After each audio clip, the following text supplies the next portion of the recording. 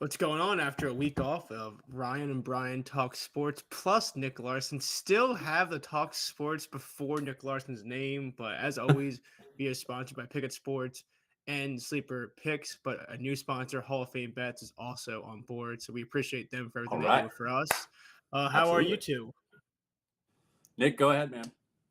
I'm good. Couldn't do it last week. We got blasted by like tornadoes and stuff here last week. So I was on vacation last week, and I just couldn't in do my it head without I you is told the other myself thing. it was because I couldn't do the show. But yeah, with tornadoes and Yeah. stuff also works. It was a good excuse, but excited to be back. Hell yeah, man. Yeah, I'm excited. I actually like this slate. I always wake up like a little bit nervous on Monday mornings. Like, man, we got a show tonight. It's probably going to be a smaller slate. It's probably going to suck. I didn't feel like this one sucked, really. I think there's plenty of interesting spots. There's a lot of good pitching matchups that I think have some potential. So, I mean, I came pretty loaded with some plays. I'm sure Brian has like 7 parlays to share with us today. Actually, it's funny. I was just driving all day because that's all I've been doing the last few days. Just driving from, I mean, you were there. You drove to New York. So did I. And then I went from New York to Delaware to New Jersey, back to northern Jersey, back to southern Jersey, back to my house. It's been a whole thing. So I actually only have one play, but one play I want to talk about. So technically 2 plays I want to discuss on the show. I figured you guys would carry me with everything else because I think last time we did the show, Shocker. Ryan had like 40 plays and he was just rolling. So I'm all good for whatever we decide to get to do. Sounds good, man. Sounds good to me. Well, considering you have one play, I'm sure Nick has several. I have several. Why don't we kick it off? So, Woody, how many do you let's just talk about right here, right now. I have 2 plays we want to talk about. Nick, how many do you have? I have 2. You have? I have 3. Oh, God. Ryan, what do you have, like 7? 5? Okay, so 2 plus I have 5, 3. kind of. I have 2 plus 3 plus 5. So we have almost 10 plays. So, Ryan, you can start us off. I kind of have 7, but I also kind of have 5. So, well, to explain on that, I'll go ahead and dive right in. I'm gonna go with, man. How about this? How about this name right here? Zach Geloff, over 1.5 total bases. That's on DraftKings. It was plus 125. I haven't line shocked since I locked it in. So I'll double back on that and kind of check his odds. So I took that for 0.7 units. I also took Geloff's Dinger on Caesars at plus 550 for 0.3 units. I think it's only fair, who the hell is this guy? So Zach is Oakland's 3rd prospect in their system. He was a 2nd-round pick back in 21, and he crushed his way through the minors. He got brought up to the majors not too long ago. He's still under 100 at bats so far in the majors, but he's absolutely murdering the major league level so far, specifically versus righties. So he's batting 309 versus righties, slugging 765. His ISO is 456, which is just unfathomable. WRC plus is 210. This man has 74 plate appearances versus righties with 16 extra base hits, including 7 home runs. Yesterday, he had a 4-for-5 game with 2 home runs, and he finds himself in a really nice spot against Miles Michaelis, who has a 4.78 ERA at home. He's been hit hard by righties all year. He's given up a 283 average with 22 extra base hits versus righties.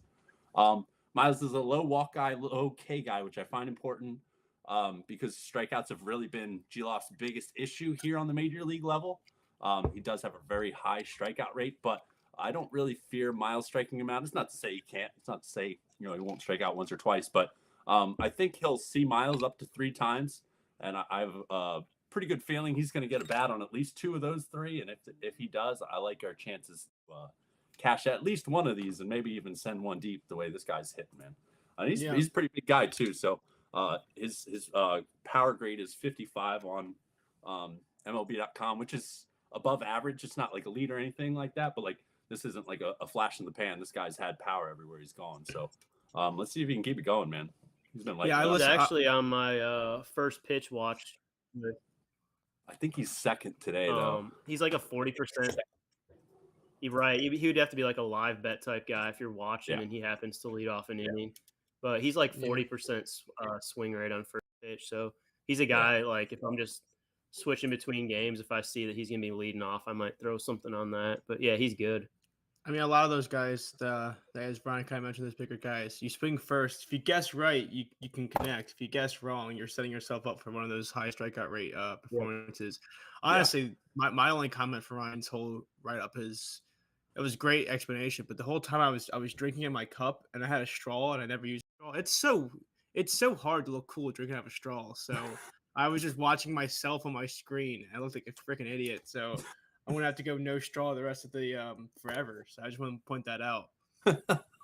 Yeah, we tip back on this show, man. We can't have straws. It's a bad look. It's a bad look. Yeah, I'm sorry about that. I just want to apologize to you both for me bringing a straw into this broadcast because that was really a tough look for me. Before we go to the next play, someone's asking about Glasnow's K's or pitching outs over. I imagine we have some. Does anyone have stock in Glasnow? I think you guys both do. Yeah, we'll get to that. Before you guys even get into that, I just want to say for the chat, these lines are so low, but man, it's so hard trusting that pitching staff and their pitchers. It is a whole thing. Don't even bring this up right now, please. Yeah, well, isn't that one of your plays? You don't want to touch on it yet? Oh no, I just meant the Rays aspect of this line being too low. Yeah. That part So do either of you guys want to take one of your plays that involve him since we kind of brought it in the chat?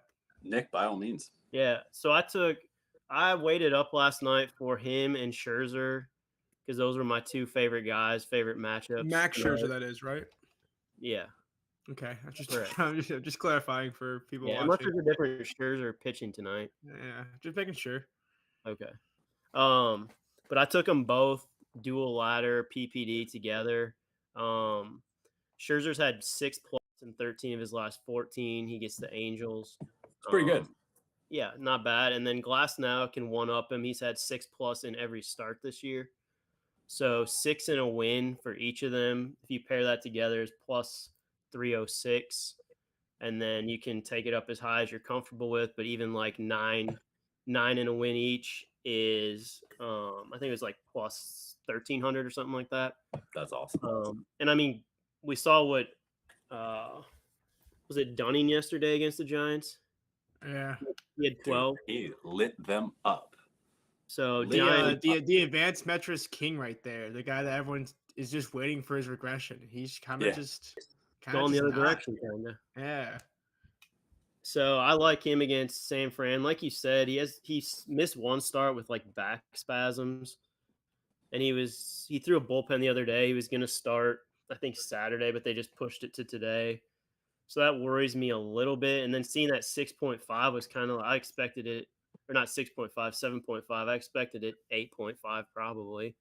But I'll take the chance with him. I mean, even if he goes 4 innings, he can get 6 to 8 against the Giants, I think. So yeah, just to kind of retouch on that with Glasnow is he's one of those guys where the only worry we have collectively is a potential pitch count release. Not saying there would be one. They actually said there wouldn't be one, but manager speak is just that. And he is just a guy where he's a guy that can just rack him up. Like Nick kind of mentioned before the broadcast, he can go 4 innings and get 8 or 9 strikeouts right there, right then, especially against his lineup.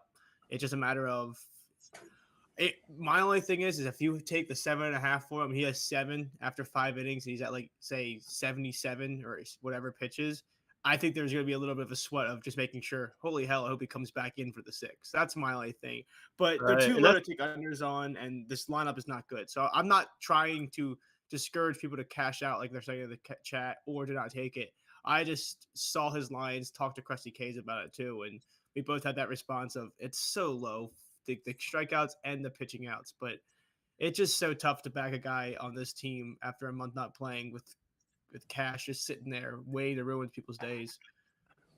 And that's another reason I wanted to PPD, because I could get the 6 then just to get a little bit of a buffer there, because I still think they win this game. But then you're really playing with 6 that way. So I actually like the idea from Nick, is it? Yeah, Nicholas, Nick with no C or K. Same thing is I do like the PPD option there because I do think they can win this game, and it kind of makes you feel a lot safer getting 6 needed rather than 8. I'll go ahead and grab or I'll throw my play out there. I'm actually going to take the outs risk. I like the 17 and a I half like the out. outs. Yeah. This one reeled me right in, man. I saw it. I read as many stories about the back spasms as I could find. I mean, just naturally having it happen, having him skip that start does freak me out a little bit, but I just didn't read anything to lead me to walk away from this. And this dude's real. I mean, he's been efficient, but we mentioned he skipped a start. I don't think the Rays are going to force him back prematurely, and I specifically don't think they force him back prematurely today. Reason being is this team's bullpen has just been dismantled. So Eflin pitched yesterday. He went 3 innings. They had 5 guys pitch after him. The game prior to that, they had an opener. They had Armstrong pitch 2 innings. Now they only actually had 4 pitchers that whole game, so they had Fleming pick up some innings and stuff like that. But I mean, they still had 4 bullpen guys used on Saturday, including the opener.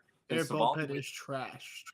What's that? So their bullpen is trashed. Like it is. If you look at the what's it? It's Rado Grinders that has the bullpen tool. The last 3 days they have used just about everybody heavily. Yep, Savali went 5 on Friday. They had 5 pitchers come in after him. So the Rays do they have anybody that can give you 7 innings? What's that? No, and they're not allowed to either way. They're not allowed to anyway, so it doesn't really matter if they did or not. Yeah, so they're on a 9-game and 9-day span. So they are desperate for some distance out of their ace today. And even if we do have a little bit of a pitch limit, Tyler, before missing that last start, had gone 7 in under 100 pitches in 3 straight starts. So I mean, we're talking some pretty high grade efficiency here, and he also gets a pretty brilliant matchup against the Giants, who I am talking a specific August sample size. So what are we, 14 days in? So roughly 2 weeks, a little less than 2 weeks worth of data, but in that span, they're batting 189 as a team, 269 on base percentage, 091 ISO, 53 WRC plus, which is dead last in the league. So,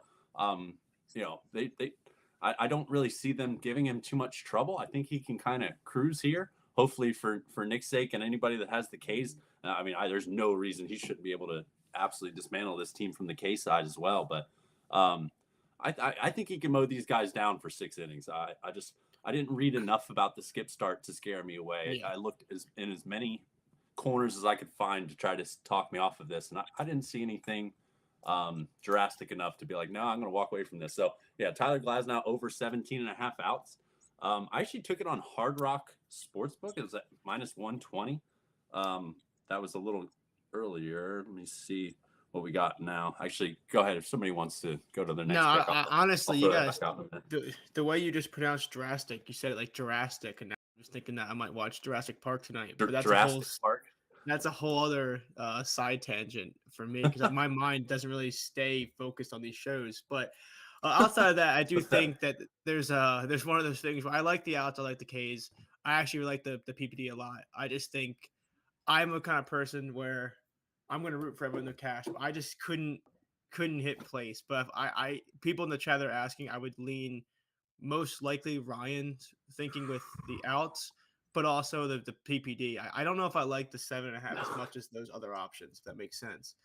Yeah, I'm struggling. It's truly a rock and a hard place here for the Tampa Bay Rays. It is really just a matter of their bullpen needs the distance, but they also just lost their Cy Young pitcher for the foreseeable future due to injuries, and they have another guy coming into it with an injury. It's just it's a rock and a hard place between needing the outs and also Kevin Cash being an asshole. So I think it's gonna be a fun one to watch.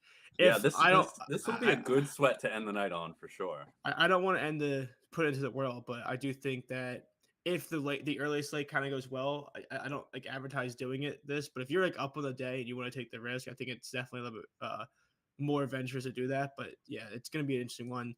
There's somehow, some way that maybe he goes 5 2/3 innings, 7 strikeouts, and they lose. Somehow everything loses. Who knows? What are you doing, dude? What are you? You're just vomiting nonsense into the air. I'm just putting the sound bit out there in case it happens, so I look like a genius. So we're gonna clip it and be like, yeah, we were all over. Yeah, so in case that like the 3 people that watch the shows didn't actually hear the rest of it, we look good. I do have another play tied to Glasnow in this game. Oh, By great. all What is means. that? Glasnow to record the first strikeout plus 245. Nice. He's going against Ryan Walker, who's an opener for the Giants. And in his last 5 times opening, he's recorded a strikeout 1 time in those games. So 1 out of 5. Yeah.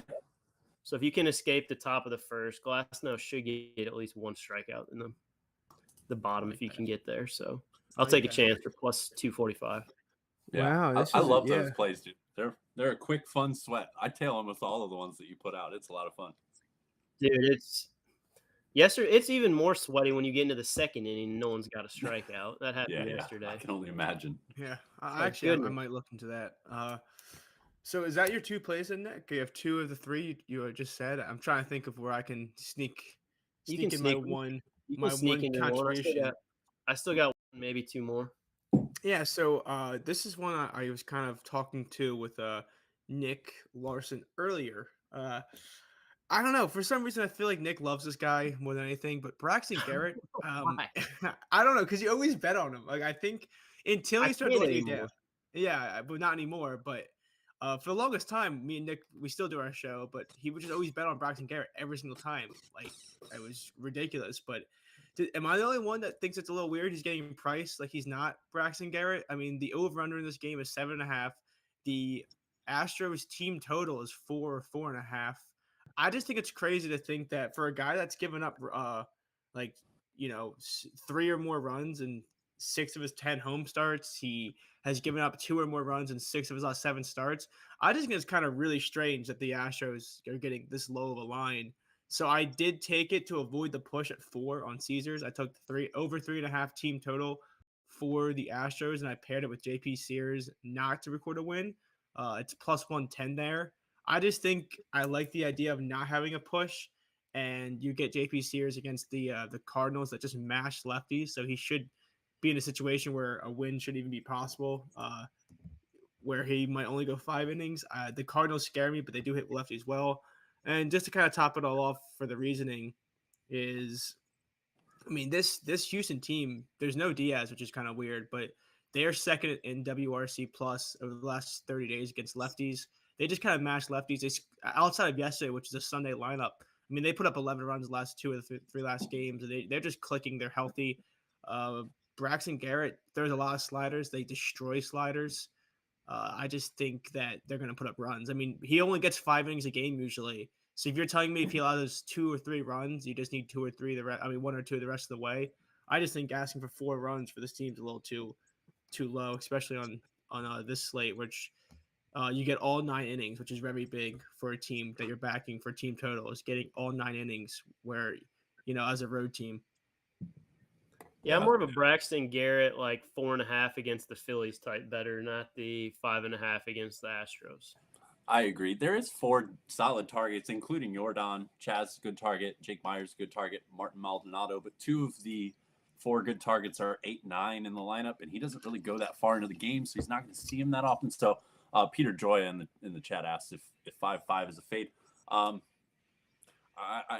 technically do lean that way. Sorry. This is a tough spot for him. Very tough spot for him. They're hitting lefties very, very well, and he's just not a long leash guy. He just doesn't go far. So I'm with Nick. Give me those 4-5 looks for Braxton. 5-5 against the Astros is weird, but I mean the over under being set at 7.5 in this game is also very, very, very weird. I honestly, if you don't have Caesars or a way to play this, I do like the 4 or 4.5 for the Astros, or just the over 7.5 for the game. I just think it's kind of, like I said, it's just weird to me that Braxton Garrett, as a guy coming with a 4 ERA and almost a 5 ERA at home, is getting priced like he's not Braxton Garrett. Like I love Braxton Garrett too. I actually think he's got great potential, but he's not pitching like a guy that's been, shutting the door out every single time, which is usually what you see for 3.5 lines. Yeah, not by any means. Decent segue. Do you have a segue to this? Well, kind of. I have 2 plays in this very game. No shit. All right, you go for it. Kind of 3. All right, so we're gonna rattle off some info as I always do. I'm gonna start off. I'm gonna take the leap and take Framber Valdez over 5.5 strikeouts. That's priced pretty well. Last time I was checking, it was -105, -110 on most books. It may have moved a little bit, but I'm taking this all the way to minus 120. While on paper, this is kind of a tougher matchup. And Framber hasn't been, it's funny to say this, he hasn't been his best lately, even though he does have a no-hitter in this 4-game stretch that he's been hit around. But this price is a little bit too good for me to resist the buy low. It's a confidence boost backing a guy like him because he gave up 5 earned runs in the first 2 innings last start and then still went 7 innings. So his leash is damn near unmatched in the entire league. It's a high hit rate line for him. He's hit this in 64% this season, 68 dating back to last season. His 25.2% K rate ranks in the 64th percentile this season. So, we're talking not necessarily elite K guy, but definitely a significantly above average strikeout guy. And while Miami can be pretty stingy, I think this lineup became a little bit more, it's probably a weird word to use, but exposable, if you will, since the trade deadline. They added Jazz back. Actually, I don't think Jazz is playing, which I didn't think he would. No, he's fine. Not. But no, he's not. But it's a weird lineup. Yeah, Alvarez is batting what was it? Like Arez is batting third. Sorry, I was just saying, yeah, Arez is batting third, right? Arez is batting third. I think it's a weird lineup. Yeah, but I like Berger coming into this lineup. Although he's hit the ball really well since arriving, he's still a nice strikeout target. They're actually going Brian De La Cruz and Jorge Soler 1-2, which are above average strikeout targets. The key factor here was Avisail Garcia. He is indeed in the lineup, which is massive. He's got a 42.9% K rate. Like I said, Framber's just a guy. He just goes so far into the games. I think almost just by sheer volume, I like his chances to get this. Since the deadline, the Marlins have a 23.9% K rate versus lefties, which is that's fairly high. League average is about 23. So they definitely can be targeted. The last lefty they faced was Brandon Williamson. But shout out Brandon Williamson, put him on your radar because he's really breaking out. His velocity is up. His pitches are nasty. He's had 3 really good games in a row, especially strikeout wise. But anyway, the last lefty they faced, he generated 17 whiffs and 9 strikeouts. So there's definitely some potential there. Framber is really sinker heavy, which I hate sinker heavy pitchers so bad for strikeouts. So we're going to watch a lot of ground outs tonight. So just be prepared. This is going to be a little sweaty, I'm sure. But I think simply just because the volume of batters he's going to face mixed in with a pretty good amount of good targets, I think he can get us to 6. And especially at the price that they're offering, I was definitely happy to take that. Yeah, you got to play the long game with him. Like you said, he's going to get enough of those matchups with like Garcia and Berger. Yeah. Hopefully get some quick outs with Arias and the guys that aren't going to K. Yeah. And just run through it. There's 3 guys you definitely like. Yeah, exactly right. You're just kind of hoping for quick outs because Arias, Gurriel, and Fortes are not really going to be strikeout targets. So there's 6 guys that we're really looking at here. We're just kind of banking on quick ground outs, which is, that's this guy's specialty. I'm sorry, we're banking on quick ground outs against the non-strikeout guys. So that's what this man does. So I do expect this one to be pretty sweaty. It's not as easy as matchup by any means, but a little bit too good of a price for a buy low spot, in my opinion. So I went ahead and grabbed it. I have another play in this game. Go for it. All right. I just talked up Framber Valdez. Let's fade him as well as back him. We're going Jorge Soler over 1.5 hits plus runs plus RBIs on DraftKings. We're also taking Jorge Soler home run. I took it on FanDuel this morning, and it was 90 cents better than the rest of the market. I should have done a better job going back through all these lines. I unfortunately did not, so sorry about that. But I took hits plus RBI plus runs on DraftKings, homer on FanDuel. He's just one of the best lefty mashers in the league. I'm not really hesitant to play him against Framber.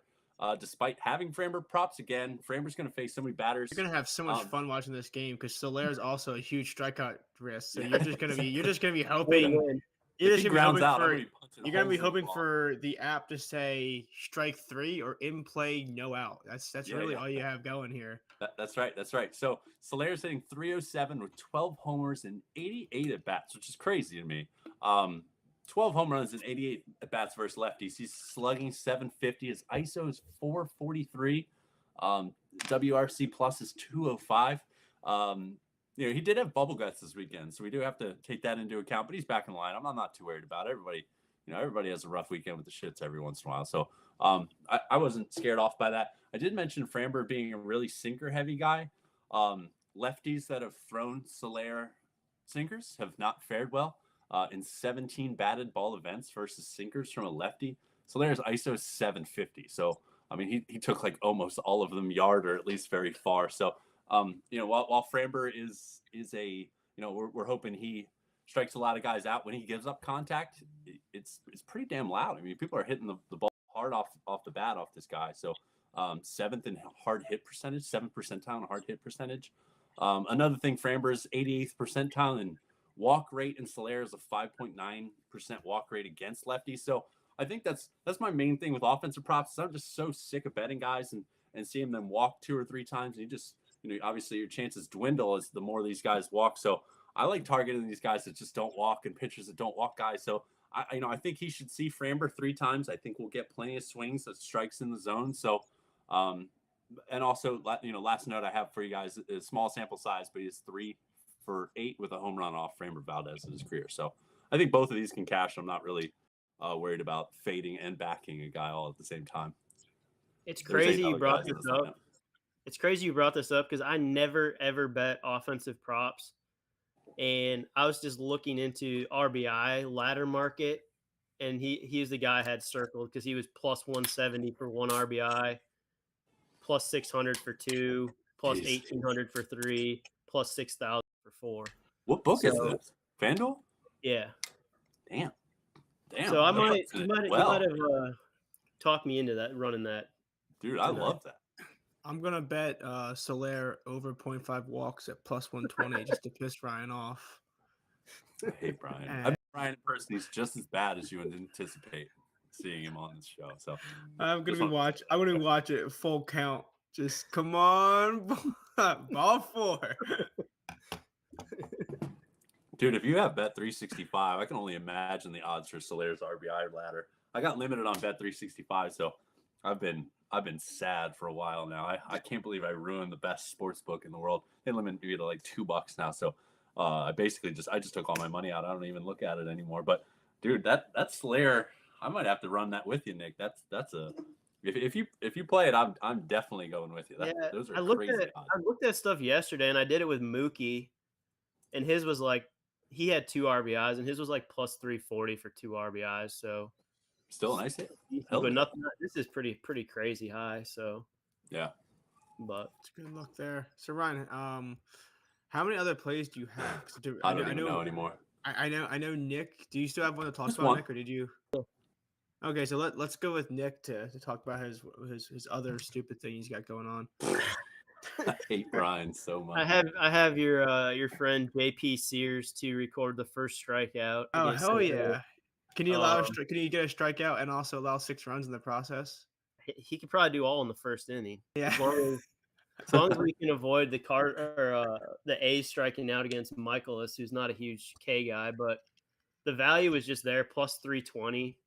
Yeah, that's crazy. It's just you got to survive that top of the inning with Oakland. So if we can get that, I feel pretty good. And I actually paired that with the Glasnow one and used my 50% DraftKings boost. I have that. On that. I'm gonna use it for the walk, and I'm gonna use it for the Soler walk, and then my play. So if you pair those two with the boost, it was plus 2,000. Awesome. I like that. I also think it's one of those things where if you remember, I mean, the A's yesterday, they put up 3 or 4 runs in the first inning. Maybe they're turning the corners. Maybe you can avoid that strikeout. It's because my boy Zach Geloff, who I'm probably butchering the pronunciation. Geloff is possible. I don't know. I didn't look it up. Sounds pretty good to me. I'm here to butcher names. That's what I do. So someone in the YouTube chat is also asking for a Henry David home run against Cookie Carrasco, and I want to use that as a way to talk about. I haven't played it yet because first off, there was no lines for this game for the longest time for the Pirates Mets, but then lines started to come in later. I guess they weren't sure if Priester was going to be pitching or not, but I always thought he was. But there was no line for the longest time. I kind of want to find a way. I know our friend Will Hill played the Yurfee in this game. And I'm looking, I might either play the over 9.5 straight or play the first 5 straight. This is one of those things where these are 2 pitchers I think are beatable. I mean, the offenses are doing a little bit better. On paper, they look like they're terrible.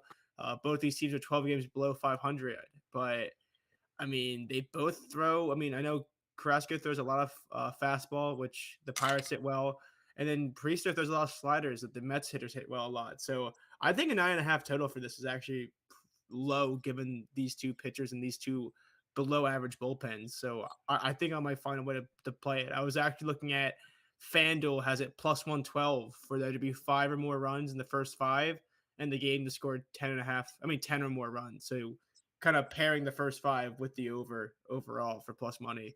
And I think I might play the that. ERAs with these guys too. Like it's a combined like 16, right? it's a I mean 8.75.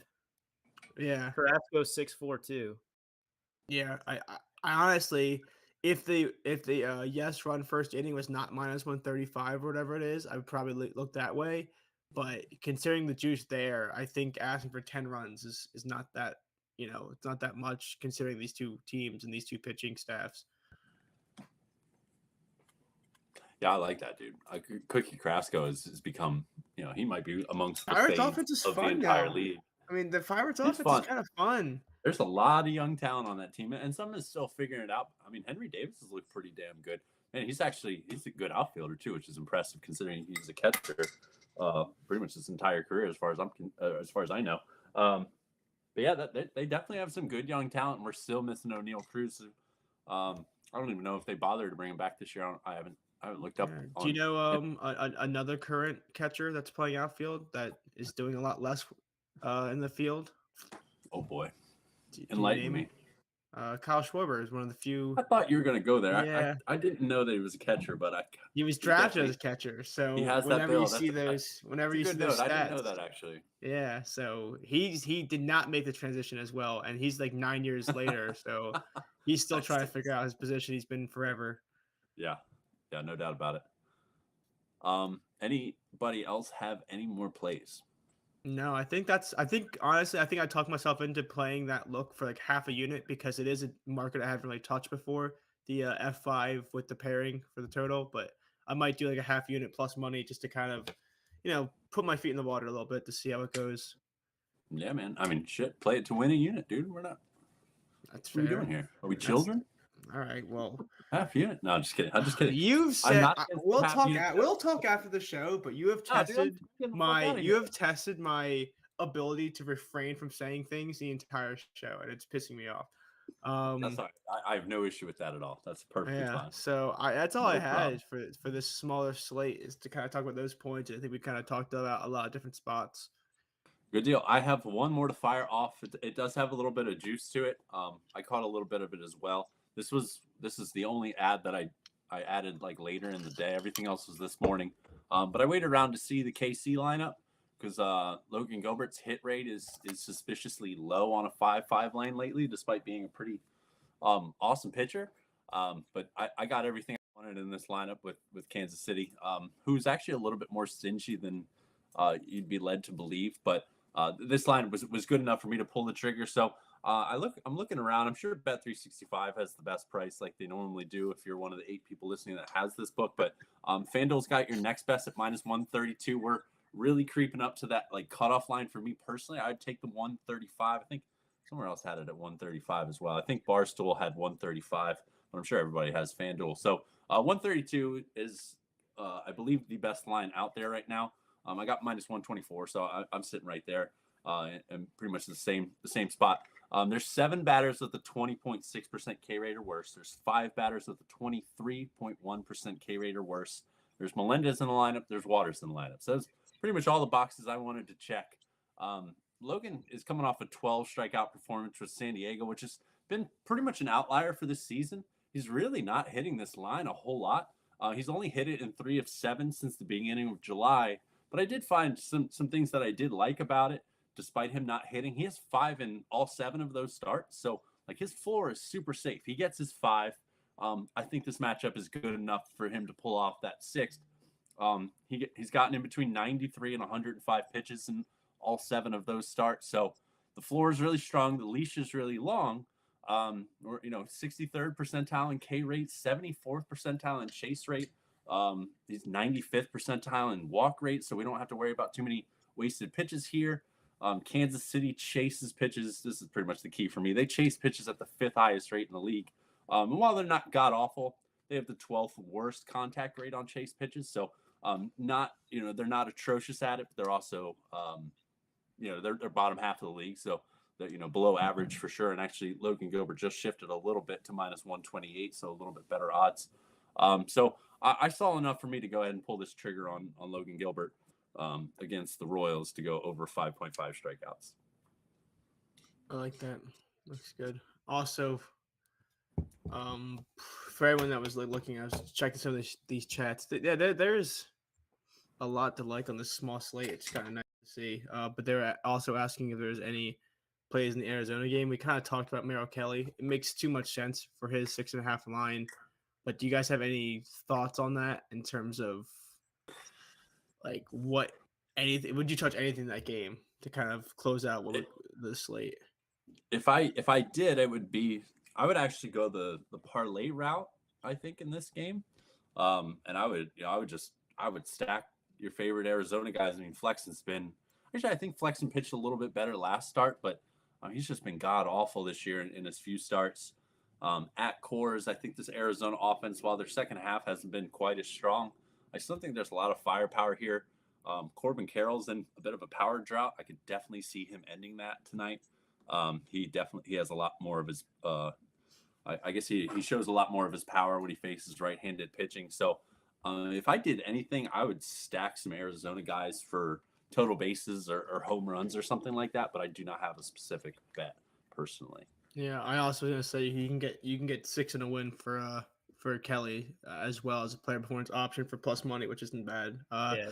I just have it's against my religion to bet games with the Rockies in it, so I respectfully cannot do it. So that's all I have to say. Do you mean that at Coors or just in general? Just in general, I just can't get the Rockies right this year. I haven't touched them in I think 2 months. Just because if a lefty goes against him, just take the over. I don't even care anymore. I've seen enough. I'm just taking the over. It's like Pittsburgh Pirates last year versus lefties. You just took it.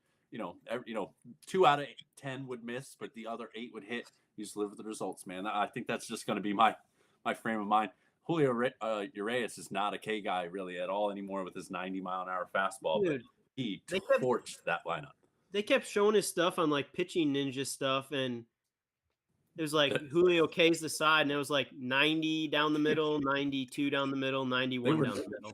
He doesn't have put out pitches like that. Yeah, he's looked bad all year too in terms of putting out pitches. He fried that team, dude. I've seen enough. Yeah. My God. But I think we kind of covered a lot of that slate. So if you guys wanted to move on to the Pickett popular plays, and then we can all get out here and stop talking to each other, that'd be cool. First person. Yeah, well, that's funny. Anyway, so the first person on the Pickett popular plays is who I kind of imagine, Tyler Glasnow. I don't know about you guys. I feel like we kind of beat this horse way past dead. We talked about him for a lot to start the show, but I'm on the thing that everyone here on Pickett, they're taking a lot of strikeouts, outs, and laddering up his strikeouts. I've said it before. I've said it multiple times on the show. I like him. Great matchup. Just a little bit concerns with, back spasms, missing a few starts, injury, horrible manager in terms of trusting his pitchers. So I don't know if you guys want to add anything else to that.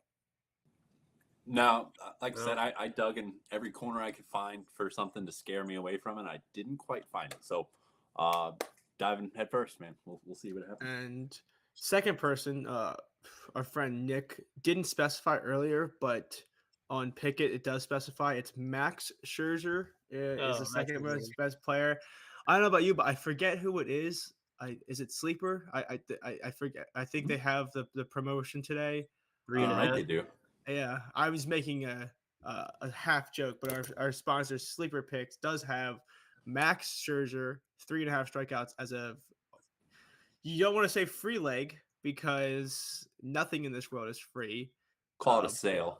Yeah, call it a heavily discounted line for 3.5 strikeouts. His actual line is 7.5, but you can get it and pair it with something else at 3.5. So it makes sense that he is bet a lot today, given that promotion. I like Max Scherzer. Great lineup to face today. Hopefully he gets 4. He should be in store to get, I would say, 6 to 8 strikeouts if you wanted to pair with the PPD option like Nick did earlier. But I don't have much to say if you guys have anything else to add. Nick, if you have No, I anything, mean, just you kind of already like I touched on said, it. he's had 6+ and 13 out of 14. So, and then getting this, does the Angels have a lineup? I mean, he's Yeah, they got sure do. It's Yeah. every bit as good as you'd hope for too. exactly Moniak leading off. You've got Renfro's in. Yeah, you get. He has every opportunity tonight to rack him up. He absolutely does. Absolutely Yeah. does. Yeah, big fan. Small slate. You're going to see the aces of the world, become popular plays, and I think baseball is one of the sports. Now, it's not to say I don't think there's like there is definitely like some, we'll call them trap lines, but at the same time, aces on a small slate, like I don't think they're just set to be trap lines. Like I don't know. I don't get too worried about the public jumping on guys like Max Scherzer in a matchup like this because it's just a good fucking matchup, man. Just a good matchup. Yeah, I agree. And then lastly, I feel like a lot of times you don't get position players, but we got Matt Olson still wearing his A's hat, which I think is hilarious in this picture on Pickett Sports app. Do you guys have any thoughts on Matt Olson tonight? Is that kind of going along with your saying, Ryan? Rather than the fact it's an ace, just the fact that we talked about before, sometimes you just take the best player on a smaller slate and you live with the results. Is that kind of what you're thinking here? Yeah, I mean, Clark Schmidt's downfall for the most part has tended to be lefties. His ISO versus righties is 165. ISO versus lefties is 214. So there's definitely the power numbers are there for sure to support lefties, and you can't find many better than him. And if you wanted to go the Albies route, also not mad at you. Michael Harris bats 8th or 9th, which kind of sucks, limits his I guess his potential. But Harris is batting second today, right? Is he? Yes. He sure is. He is. That just became super interesting. I'm seeing some love from Michael Harris to record a run is a prop I'm seeing a lot of love for. Albies has scored, I don't even know off the top of my head, but I imagine somewhere along the lines of 17 out of 20 in that 2-hole. So yeah, not mad at you. I guess I'm long-winded, but back lefties versus Clark Schmidt is good. That's all I need to say.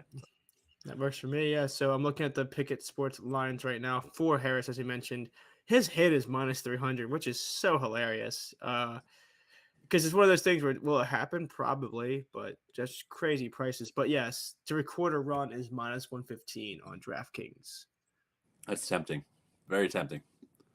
Yeah, like that. Love him in the 2-hole. I am a Phillies fan, but I don't hate the Braves for some reason. And I actually have grown to love some of their players over the course of my life, and Harris is one of them. I'm just blown away by this guy. This guy's just so freaking good for a 9-hole hitter. It's not even fair to call him a 9-hole hitter because he shouldn't be on any other team. But him in the 2-hole definitely makes me think. I'll be searching his props to see if I can find any good value. Yeah, I might use that as a fun way to use my 50% boost on DraftKings. I might use the Harris 3/4 run. I thought you played that with Soler walks. I was thinking about it. I need a parlay. I'll do a 3-leg parlay. So Soler walk, Harris run. I'll find some other things. Glasnow under strikeouts. Yeah, Glasnow under strikeouts. But also 6+ strikeouts. So it's just a crazy look there. But yeah, I think we kind of covered a lot here. Do you guys want to do a quick recap of all our plays for anyone that was smart enough to not listen to the last 15 minutes to avoid all our other unnecessary bullshit and just get the plays? Nick, go ahead. Yeah, I've got Scherzer 6, Max Scherzer. Okay, just to clarify. There you go. Thank you for that. In a win, paired with Glasnow 6 strikeouts in a win. I'm going to ladder that as well. The 6 and 6 is plus 306 for reference. I also took Glasnow to record the first strikeout in that game. That's only on DraftKings. It's under, they switch it up. Sometimes it's first strikeout thrown, or sometimes it's head-to-head props. I don't know why they switch it back and forth. That is plus 245. Also, JP Sears, first strikeout thrown against Michaelis and the Cardinals, plus 320. I paired those together with the 50% boost on DraftKings, plus 2,000. And I am going to run the Soler RBI ladder on FanDuel. Nice. One RBI is plus 170. 4 RBIs is plus 6,000, I believe. That's crazy. That's Yeah, just one absolutely. swing with bases loaded. I mean, just think about that. Hey, There you 3 go. walks and a grand slam. What can you ask for? There you go. I'm pretty good. I'm pretty well versed in baseball knowledge, so I know how terms work. So just want to let that out there. Before Ryan has his laundry list basket of just everything he has to play for tonight, I'll just go through it. What I'm playing. I took the Houston Astros over 3.5 team total for the game in terms of runs, paired with JP Sears to not record a win, and then I added on the show. I wasn't trying to play it, but thanks to Pickett Sports line shopping, I think I'm just gonna play the over 9.5 for the Pirates Mets game. It's now plus money on DraftKings, and I think I'll just cut out all the middleman parlay stuff and just play the over at plus money on DraftKings there. So over 9.5 for the Pirates and Mets. Nice. For my K props, I went Framber Valdez over 5.5 strikeouts. I also took Logan Gilbert over 5.5 strikeouts. Outs props, I took Tyler Glasnow over 17.5 strikeouts. Offensive props, I took Zach Geloff, who the hell knows, over 1.5 total bases. For 0.7 units, I took his homer for 0.3 units. I played Jorge Soler the exact same way. I played his over. I'm sorry, not the exact same way. Actually, I played his hits plus runs plus RBIs on DraftKings for 0.7 units. Then I played his homer for 0.3 units. So 5 plays, 7 plays, whatever you want to call it. Let's go have a night, man. I'm excited. Wow, that was a pretty good show. Out of all the shows we've done, it was definitely in the top 100. So I just wanted to point out you guys that was good work all around. Do you have any closing thoughts before? I guess can Nick send us out, or is a +1 not allowed to do that yet? I don't know. I did it last time. I can't do it back-to-back times. Yeah, that's true. Ryan usually does it, but he's been slacking, so I wasn't sure what the deal was. So Ryan, you can send us out. I think that would be awesome, man. As always, appreciate everybody watching. We have a lot of fun on this show. We had a hiatus last week, so it was fun to be back. We thank our sponsors at Pickett, Sleeper Picks, and now Hall of Fame Bets that all help us do this show every week. So very much appreciate them. Thanks for hopping on the show with us, Nick. It's always a good time. We will see you guys next Monday.